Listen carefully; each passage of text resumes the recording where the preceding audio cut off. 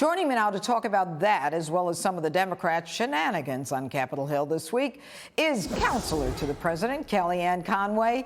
Kellyanne, thanks so much for being here tonight. First things first, what is the White House hearing about Kim Jong Un, and has the president reached out to anyone? Hi. I will not comment on that. The president will make any announcement about a head of state. I will just tell you that all of us, Jeanine, will get our credible information offline, not online. And echoing what Senator Graham just said, the offer that President Trump made to North Korea, really his entire presidency stands, that there can be great economic liberation and opportunity for the people of North Korea. And we'd be willing to help with that, but there would have to be so many conditions met first, not least of which is what the president has been working toward for all 3 years, which is the verifiable, complete denuclearization of the Korean Peninsula. And the president is very firm on that as he's tried to broker a deal in that way. He has placed sanctions. They have remained on North Korea, and we've been pretty tough on them as well. But as to the health condition of a foreign leader, I'm going to leave that to the National Security Council or the president himself to make any announcements. Right. Okay. I understand that, but it is highly unusual for him to be as absent as he has been. And I'm going to ask you about something that's just come out this evening in the Wall Street Journal, and that is that the White House is planning on replacing Health and Human Services Secretary Alex Azar. That is more than just online. It's in the Wall Street Journal. What say you to that? Well, what I would say to that is Secretary Azar has served for over 2 years, was in the Situation Room yesterday at the task force briefing, was there, I think, most of the week, and of course is a big part of that. He oversees a huge budget, over 60,000 employees, and the CDC, the FDA, SAMHSA, NIH, they're all connected to, if not reporting at some level, to the HHS secretary. What I find very curious and a bit disappointing is every time I read a story about a personnel change, these days it has to do with somebody who has oversight over the pandemic.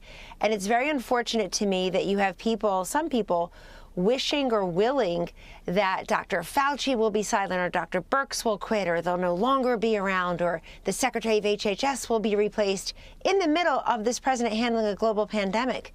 I mean, think about what you're wishing some people. Well, that would not be a good thing. Kellyanne, you make a good point. You make a good point, and I understand that where you're coming from and where you're going. So let's hit it on Joe Biden then, okay?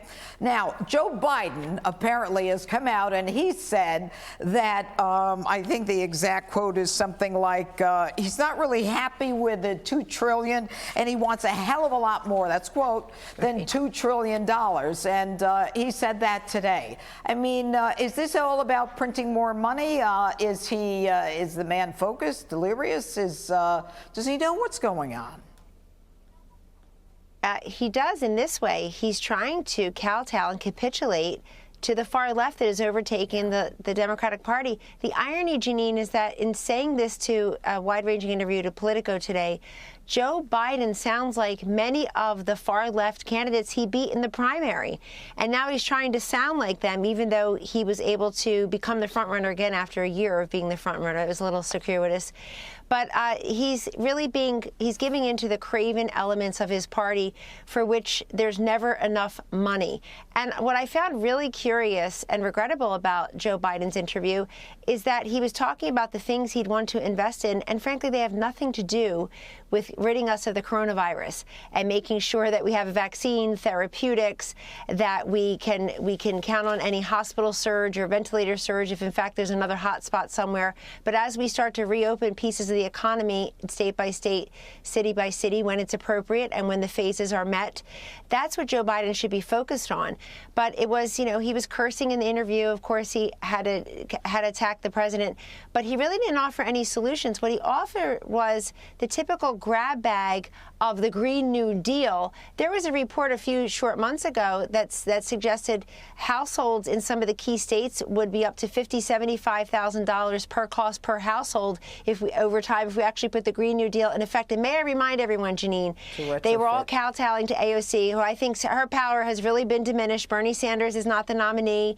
Nancy Pelosi doesn't pay much attention to her. Nobody followed her when she voted against the latest economic package. But when she said, we need the Green New Deal, they said, that's a great idea, great idea. They put it to a vote in the Senate, Jeanine. Remember this one? How many votes did it get? Yes. 0. If you rounded out to the next nearest number, that would be 0. And now you've got Joe Biden running on this platform, so it makes no sense. President Trump is making sure that our small businesses, our distressed industries, our needed individuals in need are getting that money through the CARES Act. And we just got a new cash infusion, $100 billion more for $75 billion more for hospitals, $25 billion more for research, including vaccines, and then, of course, $300 billion plus more for our small businesses. That's what you want to do with the money coming out of the government. Tide people over. Kellyanne, very quickly, and I've only got 30 seconds now, you know, this whole idea of, and the latest thing to come out on Larry King, where the mother of Tara Reade, the woman who's made the allegation against Joe Biden, is calling into Larry King, complaining about her daughter having a problem with a senator. I mean, how do you think the Democrats actually can look at themselves when they are so critical of Republicans with no evidence, and they've got the guy running for president who's being accused of sexual harassment, if not worse? Two things going on here, neither of which is good for the Democratic Party, Jeanine. The first is the obvious, the whole Me Too movement, the people who absolutely believed this person or that person with very thin or no evidence because of their political leanings and because of whom they were trying to stop from the Supreme Court or from the presidency. So they are not on solid ground here. They're being completely disingenuous and hypocritical by not even giving this woman her due. The second part is you have a lot of Democrats trying to push Joe Biden out of the race. They didn't want him to be the nominee. Now they're stuck with him, and they're using this as a backdoor excuse to maybe call into question, can we afford this kind, yes, that's right, can we afford this kind of possible scandalabra leading into the election? And, you know, Biden and hiding these last few weeks has really helped him. And when he comes back out, he's going to have to debate Donald Trump and answer questions about Tara Reade and other people. All right, Kellyanne Conway, thanks for being with us.